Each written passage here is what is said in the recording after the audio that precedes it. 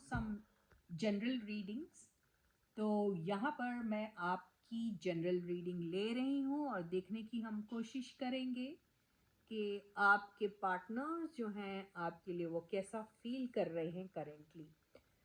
तो ये पहले जैसे मैं ले लिया करती थी जनरल रीडिंग, वैसे ही अभी फिर से मैं शुरू कर रही हूँ। तो जो भी इंटरेस्टेड है जनरल रीडिंग में वो ये वीडियो ज़रूर देखिएगा। तो जनरल रीडिंग आपकी हो रही है, तो आपके पार्टनर आपके लिए करेंटली कैसा फील कर रहे हैं ये देखते हैं।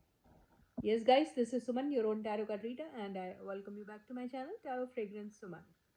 So जनरल रीडिंग हो रही है, सबकी हो रही है। जो जो ये वीडियो देख रहा है उनके पार्टनर की करंट फीलिंग्स देख रहे हैं हम।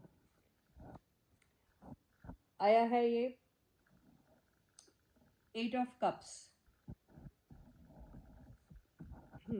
तो मैं ये इतना ज़रूर कहूँगी कि अगर आपके पार्टनर आपको किसी वजह से छोड़ के गए थे, आपके पार्टनर अगर आपसे किसी भी बात को लेकर कई बार ऐसा होता है ना, आप अपने काम में बहुत फोकस्ड हो जाते हो, या फिर आपका ध्यान कहीं और ज़्यादा होने लग जाता है, तब भी ये सिचुएशन आपके पर्सन के लाइफ में आती है और वो फिर चूज़ करते हैं कि आपको ये जो भी रोमांटिक रिलेशनशिप में अगर हैं आप या थे आप, तो उसको छोड़ के वो कहीं और निकल पड़ते हैं, है ना। उसके दूसरे भी रीज़न हो सकते हैं कि आपकी तरफ फोकस ना होते हुए उनका फोकस कहीं और है, उन्होंने सोचा यहाँ नहीं कहीं और ज़्यादा उनको कोई भी किस्म का प्रॉस्पेक्ट दिखाई दे रहा हो, तो भी वो छोड़ के चले जाते। तो मान के चलिए कि अगर ऐसा कुछ था तो आपके पर्सन बहुत जल्दी आपके पास वापस लौटने वाले हैं।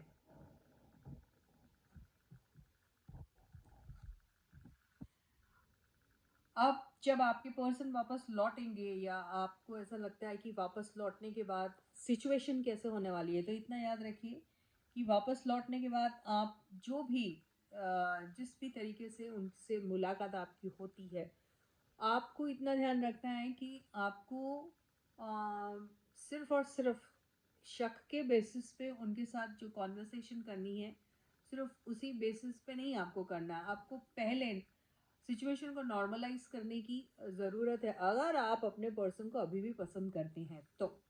और अगर आप अपने पर्सन को पसंद नहीं करते तो आपका शक जायज़ भी हो सकता है, और आपका शक इनवैलिड भी हो सकता है। मतलब शक वैलिड भी हो सकता है, इनवैलिड भी हो सकता है, कुछ भी हो सकता है। तो ऐसे केस में अगर आप बगैर सोचे समझे उनके साथ किसी भी आर्ग्यूमेंटेटिव इसमें कॉन्वर्सेशन में चले जाते हैं, तो यहाँ पर बहुत ही बड़ा झगड़ा आपका हो सकता है।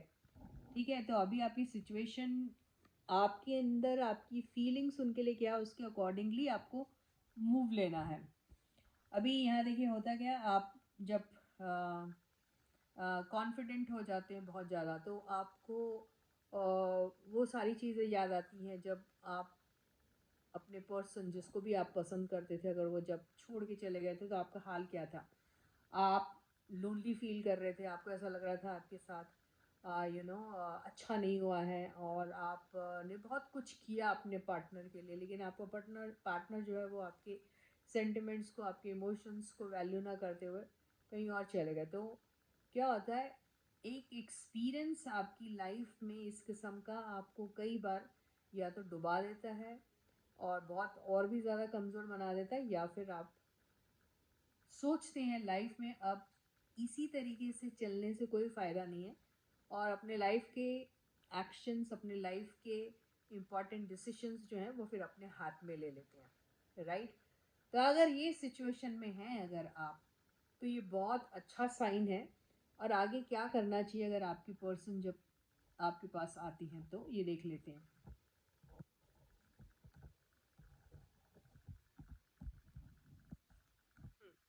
तो आपको हर वो चीज़ से अपने आप को थोड़ा सा प्रोटेक्टेड रखना पड़ेगा, जिसकी वजह से झगड़े हो सकते हैं आपके।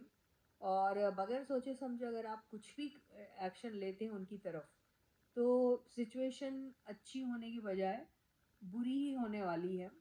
अगर आप उनको अभी भी पसंद करते हैं तो मान के चलिए फिर से दिल टूटने के बहुत हाई चांसेस दिखाई देंगे।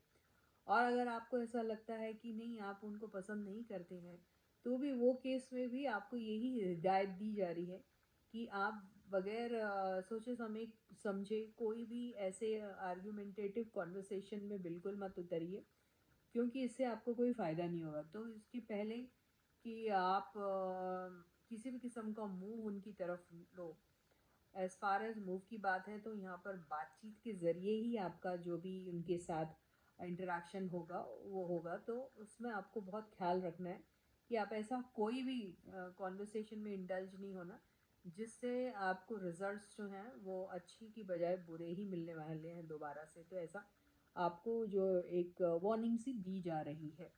एक लास्ट कार्ड से सम अप करते हैं हम इसको। यस, तो अभी आपका जो यही आप इसी इसमें रहने वाले कि आपको आखिर किस किस्म से आपके पर्सन के साथ आपको बिहेव करना है, ये आपके दिमाग में रहेगा। लेकिन आपको कार्ड बोलने की कोशिश कर रहा है कि ऐसा करने से कुछ चलने नहीं वाला। आपको एक कॉन्क्रीट डिसीजन अपने लाइफ में लेना पड़ेगा कि आप इस पर्सन के साथ रहना चाहते हैं, नहीं रहना चाहते हैं। वो जो आपको छोड़ के चले गए थे, वो जो आपसे आपके पास दोबारा आने की फिर से एक इंटरेस्ट रख रहे हैं या आना चाह रहे हैं या आ चुके हैं या आने वाले हैं, जो भी है वो सिचुएशन पे, तो आपको एक कॉन्क्रीट डिसीजन अपने लाइफ में लेना है। So with this I and my reading for you for today. I will catch you again guys. ऐसी जनरल रीडिंग मैं रोज़ लिया करूँगी। जिनको भी इंटरेस्ट है वो प्लीज़ ऐसी रीडिंग के लिए मुझे लिख सकते हैं। और यस, किसी को भी अगर अपनी पर्सनल रीडिंग करानी है तो वो कमेंट सेक्शन में लिखिए, मैं उनकी पर्सनल रीडिंग ज़रूर करूँगी। Okay, so till then, bye bye.